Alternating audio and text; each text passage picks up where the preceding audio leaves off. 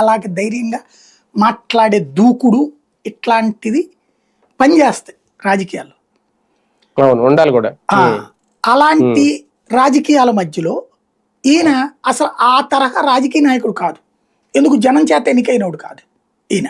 అవును అవును, ప్రత్యక్ష రాజకీయాల్లో ఈ జనంతో ఉన్నప్పుడు కొన్ని చోట్ల దూరిపోవాలి, తొక్కుకోవాలా, నొక్కుకోవాలా, ఇవన్నీ ఎంపీలకి ఎమ్మెల్యేలకి తెలుసు. అది అవును అవును. విజయసాయి రెడ్డికి అట్టండి తెలియదు. జగన్ వెనకాల నడవటం తెలుసు, విఐపి లాగానే ట్రీట్మెంట్ తెలుసు. అలాంటి వ్యక్తికి జగన్ ఇంత కీలకమైన బాధ్యతలు అప్పచెప్పాడు. అది పార్టీలో చాలా మందికి నచ్చదు.